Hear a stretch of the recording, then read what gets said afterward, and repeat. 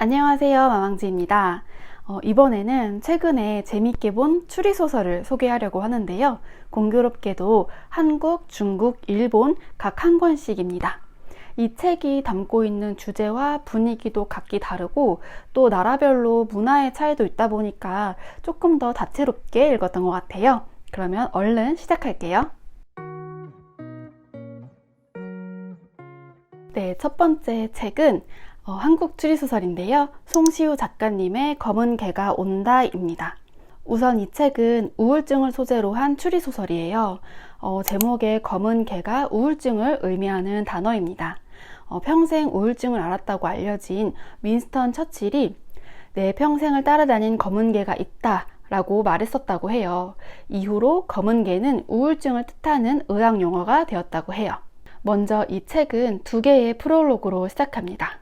하나는 5월의 대낮, 같은 빌라에 살지만 일면식이 없던 두 남자가 빌라 계단에서 단순한 시비가 붙었어요. 그런데 한마디로 끝날 수 있었지만 그 시비가 2마디, 3마디가 되어서 격해지고 결국 401호 남자가 302호 남자를 때려 죽이게 됩니다. 그리고 그 다음 프롤로그에서 또 하나의 사건이 벌어지는데요. 훈련을 위해서 한적한 숲에서 프리스비를 날리던 청년과 그에게 동춘이가 있었습니다. 근데 좀 더 멀리 날아간 프리스비를 잡기 위해서 동춘이가 비탈 아래까지 막 내려갔는데 한동안 기척도 없이 되게 조용한 거예요. 그래서 청년이 뒤따라 가보니까 동춘이는 흙더미를 막 헤집고 있었는데 그 입에는 흙 묻은 긴 머리카락 한 다발이 물려 있었고 그 발 밑에는 반쯤 백골이 된 사체가 있었던 거예요. 그 사체는 혼자 사는 대학생 설리사라는 여자였습니다. 그런데 이 여학생은 얼마 전에 이제 혼자 여행을 다녀오겠다는 말만 남기고 떠났었는데 결국 이렇게 반백골 상태로 발견이 되었던 거예요.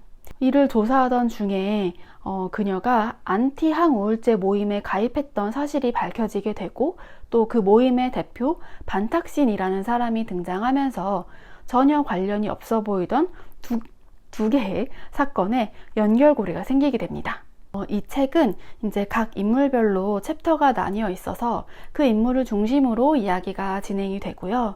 그리고 또 이제 몇 겹으로 쌓여있던 사건의 실마리가 하나씩 벗겨지는 재미가 있었어요. 그리고 또 이제 별로 상관이 없어 보였던 프롤로그의 두 사건을 잇는 한 인물과 또 그가 속한 단체가 드러나면서 이제 본격적으로 우울증에 관련된 이야기가 진행되고요. 또 그 진실을 찾아가는 주요 인물로는 로스쿨 학생 박심이 있었어요. 그 사람은 이제 로펌의 수습생으로 그 빌라 살인 사건을 맡아서 조사를 하게 되었고 또 그와 연결된 설리사 사건까지 알아가게 되는 거죠. 제가 예전에도 송시우 작가님의 책을 2권 정도 봤었는데 거기도 이제 추리소설의 형식을 띠지만 어떤 전문 탐정이나 형사가 진실을 쫓는 게 아니라 평범한 조사관이나 뭐 추리대회 우승 경험이 있는 그냥 평범한 대학생과 같이 이렇게 좀 정보에 대한 접근성이나 전문성에 한계가 있는 인물을 앞세워서 이제 그런 사건들을 해결했거든요.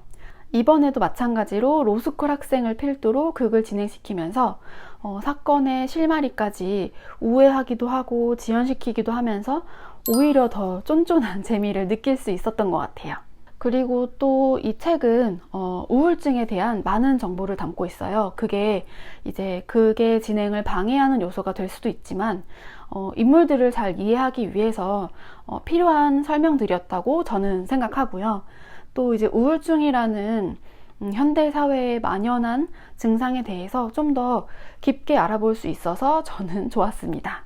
그리고 이 소설의 분위기는 조금 어둡기도 하고 좀 마음이 아프거나 갑갑한 부분도 있었지만 되게 흡입력 좋은 스토리 전개 덕분에 집중해서 재미있게 읽을 수 있었고 또 이제 우울증을 대하는 어떤 태도에 관한 교훈적인 메시지도 있어서 도움이 됐고 그래서 저는 개인적으로 되게 재미있고 좋게 읽었습니다. 다음은 일본으로 가볼게요. 일본의 대표 추리소설 작가 히가시노 게이고의 작품 중 학원 미스터리물 동급생입니다. 한 고등학생 유키코가 교통사고로 갑작스럽게 죽음을 맞이하면서 이야기가 시작됩니다. 다음 날 그녀의 사망 소식이 학교에 전해지면서 그 뒤를 이어서 좀 흉흉한 소문까지 나돌게 되는데요. 그 소문은 바로 유키코가 임신한 상태였다는 것, 그리고 사고 당시에 누군가에게 쫓기고 있었다는 것이었습니다. 그 이후로 이제 그녀를 쫓던 사람이 학생 지도부 교사 미사키였다는 것이 밝혀지고 소문은 곧 사실로 여겨지게 됩니다. 그리고 유키코의 임신 사실에 주인공인 니시하라는 그 임신 상대가 자신임을 깨닫게 되는데요.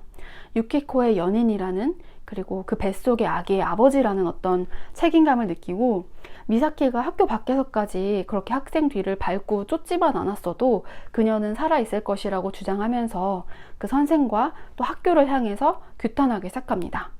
또 거기에 더불어서 이미 학교의 불만을 품고 있던 다른 학생들도 니시하라를 따라서 항의 운동을 이어갑니다. 그렇게 학교 분위기가 뒤숭숭하던 어느 날 아침, 니시하라의 교실에서 시체 하나가 발견되고 숨겨졌던 진실들이 서서히 드러나기 시작합니다. 이 책은 일본에서는 93년도에 발표되었고 한국에서는 초판이 08년도, 그 다음에 개정판이 19년도에 나왔습니다. 좀 시간이 오래 지난 작품이다 보니까 좀 부분적으로는 시대적인 차이가 있지만 뭐 그런 걸 이제 감안하고 보더라도 정말 잘 쓰인, 잘 계산된 추리소설이라는 느낌을 좀 받았습니다. 그러니까 떡밥을 잘 던지고 잘 회수한다는 의미고요. 그래서 이렇게 좀 너무 중요한 키포인트를 아주 꽁꽁 숨겨 놓으면 나중에 가서 아니 이게 갑자기 이렇게 된다고 하는 허무함을 느낄 수 있잖아요.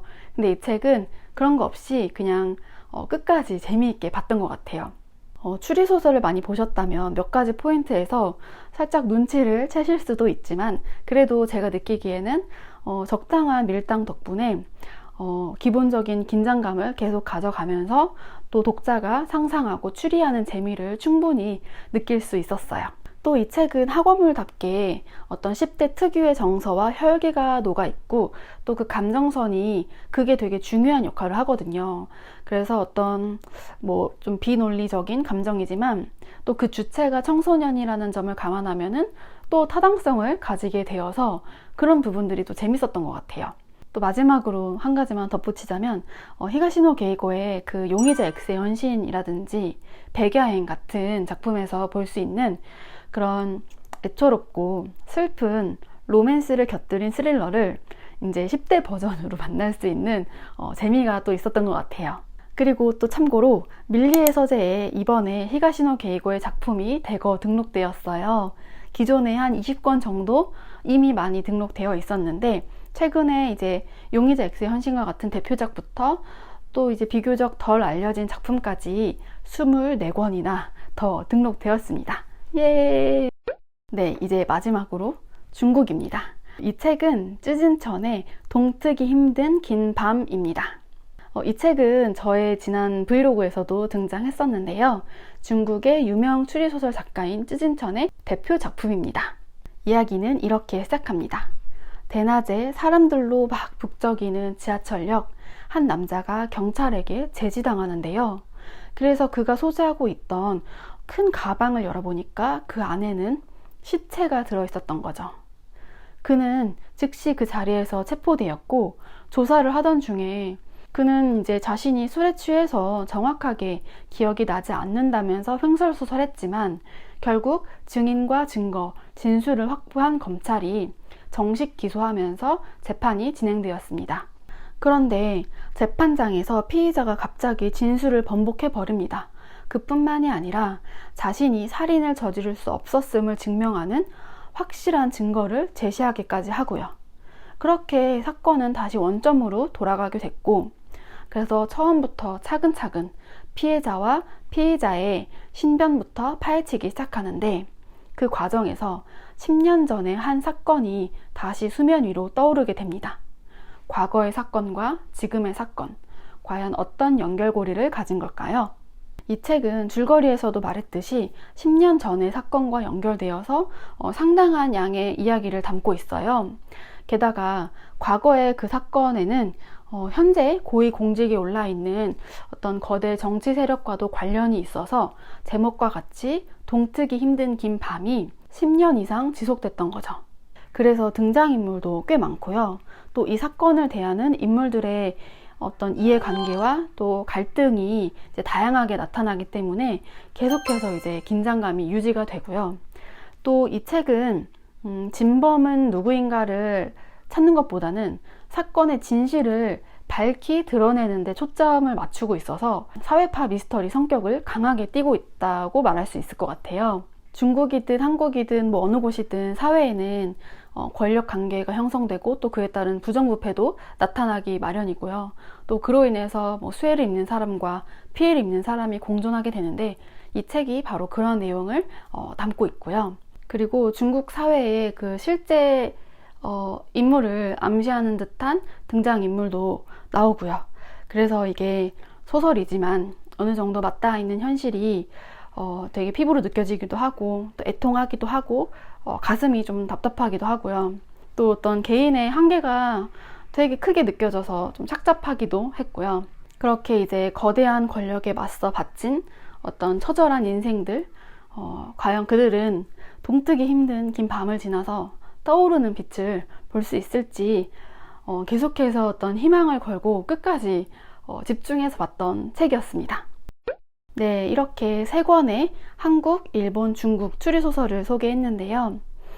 이 세 권 다 좀 그냥 단순한 범인찾기 추리소설이 아니라 뭐 우울증이나 부정부패, 어떤 삐뚤어지고 위태로운 동경 같은 제법 뚜렷한 주제를 가지고 펼쳐진 내용이라서 더 다채롭게 또 깊게 즐길 수 있었던 것 같아요.